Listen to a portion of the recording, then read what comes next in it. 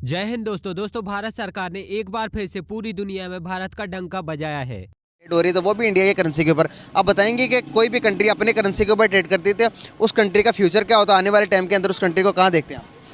जाहिर सी बात है, अगर आपकी करंट करेंसी के अंदर ट्रेड हो रही है तो आपकी करेंसी स्ट्रांग हो रही है। आपको अब रशिया, जो ईरान और दूसरे मुल्कों के आपने नाम लिए हैं, उनको ट्रेड करने के लिए इंडियन रुपी चाहिए। जैसे आज आपको ट्रेड करने के लिए डॉलर्स चाहिए और आपने उनके मुल्क में, अमेरिका में, अपने डॉलर रिजर्व्स रखे हुए हैं, जिसकी वजह से उनकी करेंसी की कीमत बढ़ती है, वैल्यू बढ़ती है। डिमांड एंड सप्लाई है, डिमांड जितनी इंक्रीज़ होती है वैल्यू इंक्रीज़ होती है, तो इंडियन करेंसी पावरफुल होगी इससे। बिल्कुल सही। तो जैसे कि यूए की अगर हम बात करें तो इस्लामिक कंट्री होने के बाद भी तो पाकिस्तान को ज़्यादा कंसीडर करना चाहिए, लेकिन वो पाकिस्तान को किसी फील्ड में कंसीडर ही नहीं कर रहा। क्या वजूहत है कि इंडिया एक बड़ी मार्केट है इसलिए, या इंडिया के साथ उनको बेनिफिट ज़्यादा नज़र आते हैं इसलिए यूएई और इस्लामिक कंट्रीज़ का ज़्यादा रुझान पाकिस्तान के बजाय इंडिया की तरफ है? देखिए, इसमें इस्लामिक नॉन इस्लामिक वाली तो बात ही नहीं है। एक मुल्क अपना ट्रेड करना चाह रहा है और उसके ऊपर यूरोपियन यूनियन ने, अमेरिका ने डॉलर रिजर्व्स पे उसकी पाबंदी लगाई हुई है, तो वो बेचारा क्या करे? उसने जिससे जिससे ट्रेड करनी है उसके साथ उसको ट्रेड ऑप्शंस मिल रहे हैं, वो अपनी ट्रेड करेगा और ट्रेड से ही एक मुल्क बनता है। इंपोर्ट एक्सपोर्ट्स होंगी तो वो मुल्क स्ट्रांग बनेगा। तो अगर उनको एक ऑप्शन, अब ईरान है, उस पर इतने साल की पाबंदी लगी हुई है, वो बेचारा इतने साल से, पाकिस्तान ने तो उसकी कोई मदद नहीं की, तब उसको पाकिस्तान नहीं था या पाकिस्तान को याद नहीं था कि यार ईरान भी कोई मुल्क है।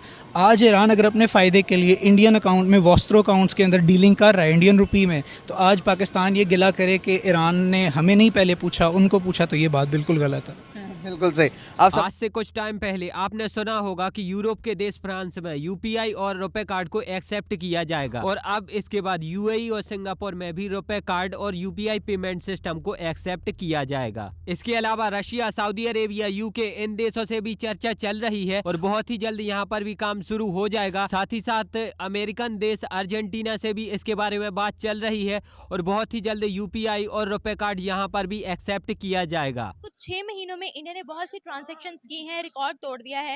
और अब जो टेक्नोलॉजी उन्होंने ये लॉन्च की है, विदाउट एनी इंटरनेट वो लोग ट्रांजैक्शंस कर सकते हैं, तो इस बारे में आप क्या कहेंगे?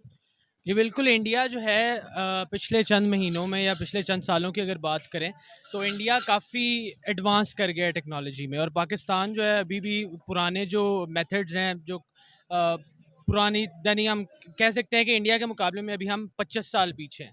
ठीक है, तो इंडिया के अंदर अभी एप्पल ने भी मैन्युफैक्चरिंग प्लांट बनाया, इवन बांग्लादेश के अंदर वहाँ पे जो व्हीकल मैन्युफैक्चरिंग है, हुंडई और इन ऐसी चीज़ों ने, नाइजीरिया के अंदर हमसे अगली जनरेशन है गाड़ियों की।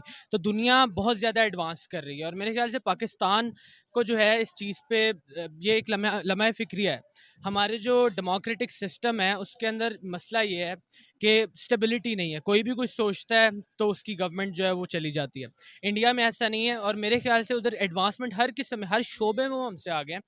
अच्छा और सर, आज के बेसिकली मेरा सवाल आपसे ये है कि यूपीआई जो कि प्राइवेट एक उनकी ऐप थी, जिसके थ्रू जैसे हम क्रेडिट कार्ड यूज़ करते हैं, मोबाइल स्कैन करवाने के बाद वो अपनी शॉपिंग वगैरह ईटीसी हर चीज़ हो सकती थी, उसमें ये चीज़ था, डिजिटल ऐप थी, ठीक है।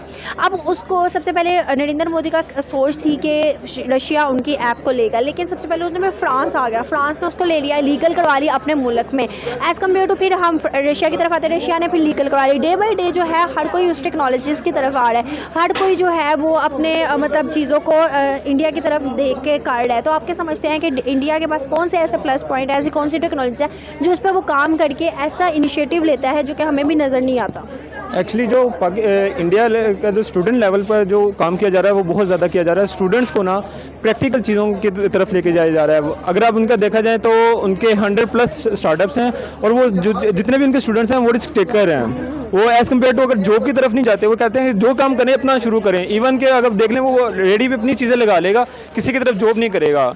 तो पाकिस्तान रुपए कार्ड और यूपीआई पेमेंट सिस्टम के विदेशों में चलने से सबसे ज्यादा फायदा उन लोगों का होगा जो कि विदेशों में रहते हैं, वहां पर नौकरी करते हैं, भारत में अपनी फैमिली के लिए पैसा भेजते हैं, और जब यूपीआई और रुपए कार्ड वहां पर चलने लगेगा तो वो एक क्लिक में उस देश से भारत में पैसा भेज पाएंगे, और यहाँ पर बीच में उनके किसी प्रकार के कोई चार्जेस भी नहीं कटेंगे। इससे वो ज्यादा से ज्यादा पैसा बचा पाएंगे और ज्यादा से ज्यादा कमाई भारत में भेज पाएंगे। तो अब आप मुझे बताइए, इस न्यूज को सुनने के बाद आपको क्या लगता है, क्या वाकई भारत ने एक और बड़ी उपलब्धि हासिल कर ली है? नीचे कमेंट बताइए, एंड यदि ये वीडियो अच्छी लगी है तो चैनल को सब्सक्राइब करके बेल आइकन जरूर दबाइए।